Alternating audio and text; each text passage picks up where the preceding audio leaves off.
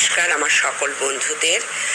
আজকে শিক্ষক দিবসের দিনে সকল শিক্ষক বা বড়দের আমার প্রণাম। আজ জীবনের নানা ওঠাপড়া, সমাজের এবং জীবনের আমাদের সকলেরই মন ভালো নেই, কিন্তু তার মধ্যে থেকেও একটু আনন্দ খুঁজে নেওয়া।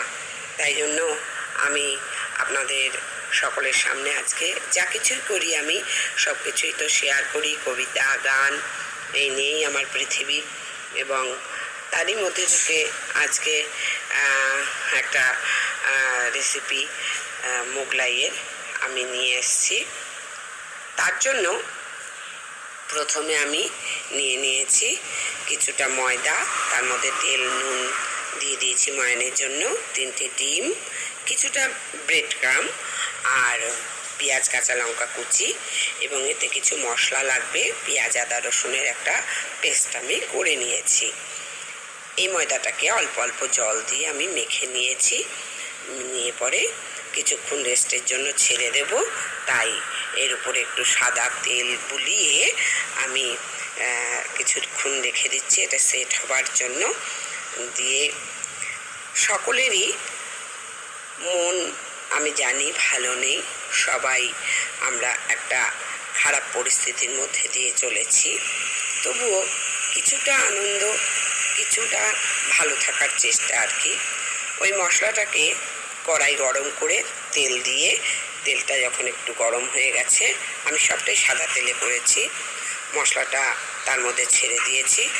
মশলাটাকে আমাকে ভালো করে কষিয়ে নিতে হবে এবং তার জন্য যাতে নিচে জ্বলে না যায়, তাই আমি ওই যে পাত্রটাতে আমি মশলাটা পেস্ট করেছিলাম সেটাতে একটু মশলা লেগেছিল, সেটা ধুয়ে একটু জল আমি এই মশলাটার মধ্যে দিয়ে দেব এবং অনেকক্ষণ ধরে বেশ ধৈর্য নিয়ে আমাকে মশলাটা কষিয়ে নিতে হবে। আমি মশলাটা যত সুন্দর করে কষাবো তার থেকে তেল ছেড়ে আসবে, মশলাটাও জল শুকিয়ে একদম অল্প একটু হয়ে যাবে। এর জন্য আমার কিছু উপকরণ এর মধ্যে দিতে হবে, যেমন প্রথমে আমি একটু নুন দিয়ে দিলাম, নুন দিয়ে তারপরে আরও কিছু উপকরণ আমাকে দিতে হবে এবং খুব ধৈর্য ধরে এই মশলাটা করতে হবে। এই মশলাটার উপরেই মোগলাইয়ের টেস্ট যেটা নির্ভর করছে।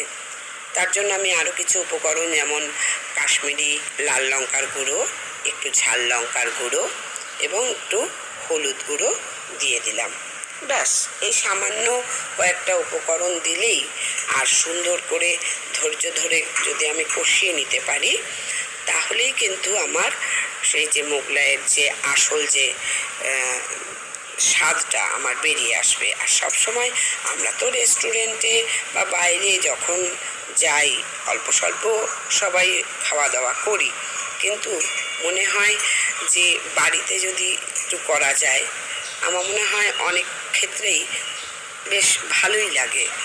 তো আমার মশলাটা কষানো চলছে, অনেকটাই তার জল শুকিয়ে এসেছে, আরও একটু জল আমাকে শুকিয়ে নিতে হবে এবং যতটা আমি একে কষাবো এবং সুন্দর করে এর থেকে তেল ছেড়ে আসবে এবং সঙ্গে সঙ্গে এর থেকে একটা সুন্দর গন্ধও বেরিয়ে আসবে, তখনই বুঝবো যে আমার মশলাটা কষানো হয়ে গেছে।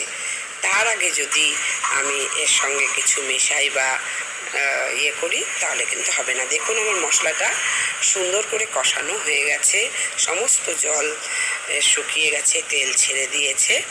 এর সঙ্গে আমি এখন মেশাবো ওই যে ব্রেড ক্রামটা করে রেখেছিলাম, ওইটা আমি এখন মিশিয়ে দেব। দিয়ে খুব সুন্দর করে মশলা এবং ব্রেড ক্রাম সবই একসঙ্গে খুন্তি দিয়ে নেড়ে চেড়ে সুন্দর করে মিশিয়ে নেব। একটু অসুবিধা তো হচ্ছেই, কেননা এক হাতে ভিডিও করতে হচ্ছে, তো যাই হোক, তো আমি মশলা ভালো করে মেশাবার চেষ্টা করছি। কিছু ভুল ত্রুটি আপনারা নিজ গুণে ক্ষমা করবেন। আমার মশলা কষানো হয়ে গেছে, এবার নামিয়ে নিয়ে এর মধ্যে 3টে ডিম দিয়ে দিয়েছি ফাটিয়ে, আর পেঁয়াজ, কাঁচা লঙ্কার কুচো আমি এর মধ্যে মিশিয়ে দিচ্ছি। এই উপকরণ কতগুলো আমাকে খুব সুন্দর করে চামচের সাহায্যে মিশিয়ে নিতে হবে। এটাই হলো আমার ওই যে মোগলাই তার ভেতরের হচ্ছে পুর। এটাকে সুন্দর করে নেড়ে চেড়ে সুন্দর করে মিশিয়ে নিতে হবে, যেন খুব সুন্দর করে ডিম, পেঁয়াজ, কাঁচা লঙ্কা সমস্ত মশলাটার মধ্যে মিশে যায়। তবেই গিয়ে আমার কিন্তু সেই যে আসল যে স্বাদটা মোগলাইয়ের সেটা কিন্তু হবে। আমি ময়দা মেখে নিয়েছি, আমার 4টে লেচি হয়েছে এবং একটা করে লেচি নিয়ে আমি সুন্দর করে বেলে নেব। তো ভালো করে আমি বেলে নিয়েছি, আমি আমার স্ল্যাবের উপরেই বেলি। এই দুদিকটা এবার মুড়ে নেব। দুদিকটা মুড়ে নিয়ে এই দিকটা যেমনি মুড়লাম ঠিক অপর দিকটাও সেইভাবেই আমি মুড়ে নেব। তাহলে আমার দেখতে যে মোগলাইয়ের যে শেপটা সুন্দর আসবে, একদম দেখতে কেনা মোগলাইয়ের মতনই লাগবে। এরপর আমি কি করব, যে মিশ্রণটা আমি তৈরি করে রেখেছিলাম সেই মিশ্রণটা মধ্যিখানে সুন্দর করে চামচের সাহায্যে আমি ভালো করে ছড়িয়ে দেব।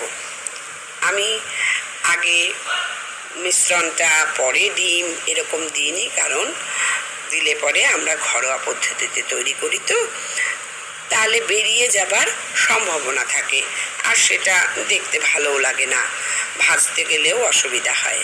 আমি ভাজ করে দুই দিকটা উপর নিচ দুই দিক ভাজ করে এরকম একটা শেপ দিয়ে নিয়েছি।